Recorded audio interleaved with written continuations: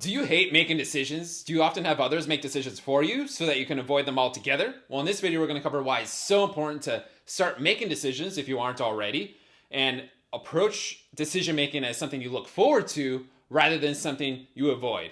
We'll be covering all this and more utilizing the book Awaken the Giant Within by Tony Robbins. And in this particular video, we'll be going over chapters 1, 2, and 3. Here we go. First, I'm going to start with a quote from chapter 1 that stood out to me the most. Anytime you sincerely want to make a change, the first thing you must do is raise your standards.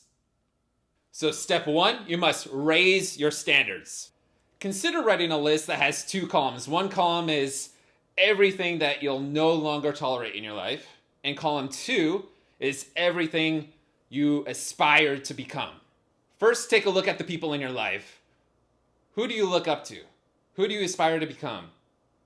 What standards do they have in their life? Then take a look at the people outside of your close proximity. Maybe it's someone on a basketball court, someone on the theater stage, someone in a movie, some historical figure, right? Take a look at everything and jot down everything that you aspire to become. Step 2, you must change your limiting beliefs. Because if you're looking to raise your standards and you feel that you can't meet them, well, then you're just self-sabotaging yourself. So you must intentionally disrupt any limiting beliefs and replace them with empowering beliefs to approach life with a sense of certainty. And step 3, you must change your strategy. You have to have the best strategies for achieving results. How do you develop the best strategies? How do you obtain the strategies that you need? Well, you need to seek out others who are further along the path than you are, who have already achieved the results that you want to achieve. Then sit them down, ask them questions, figure out what their strategies were to get to where they are, jot them down, and start taking actions on those strategies.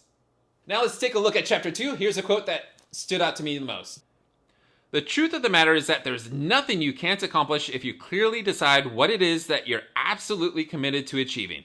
You are willing to take massive action, you notice what's working or not, and you continue to change your approach until you achieve what you want, using whatever life gives you along the way. And so you absolutely must harness the power of decision making so you can make decisions and then start taking actions on those decisions. First, remember the true power of making decisions. The minute you make a new decision, a new pathway forms. If life is spiraling out of control, just know that you have the power then to reflect on why it's spiraling out of control, make a decision to correct the course and go a different direction. And it's important to know that a real decision is measured by the fact that you're taking action. If there's no action behind that decision, then it's not truly a decision. You haven't truly decided on that decision to say yes to it. Next, realize that the hardest step in achieving anything is having a true commitment to the decision. Don't dwell in your head forever thinking, how am I going to do this?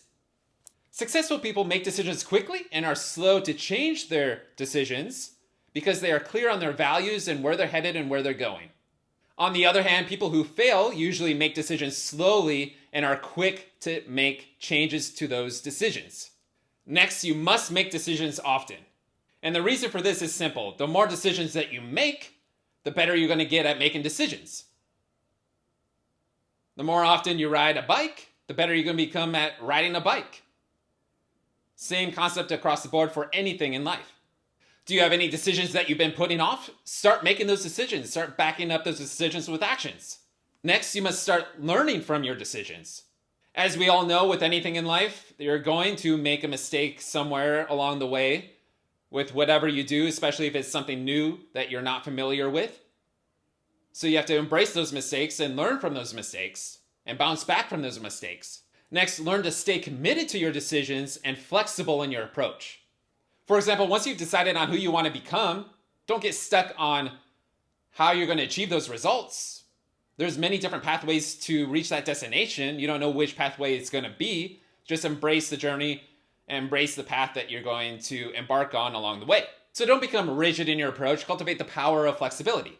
And then enjoy making decisions. Naturally, as you make more and more decisions, it'll turn into, oh, I get to do this, rather than, oh, I have to do this.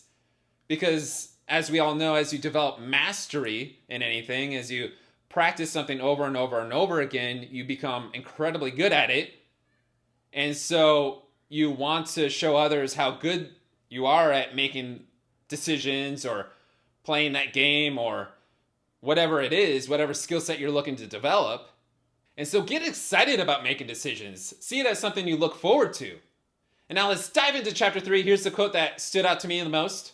The truth is that we can learn to condition our minds, bodies, and emotions to link pain or pleasure to whatever we choose.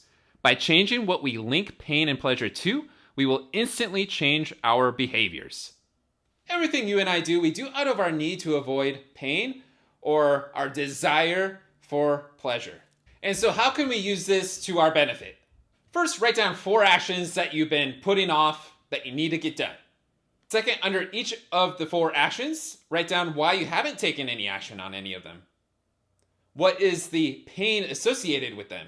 Third, write down all the pleasure you've had in the past by indulging in these negative patterns. Then fourth, write down what it'll cost you if you don't take action on any of them. And you can even go further than that by writing down all the pleasure you would receive by actually committing to those actions and how you would feel after that. So I hope this has been helpful. We'll be covering more chapters of Awaken the Giant Within by Tony Robbins and other future videos, so look out for those. See you in the next video.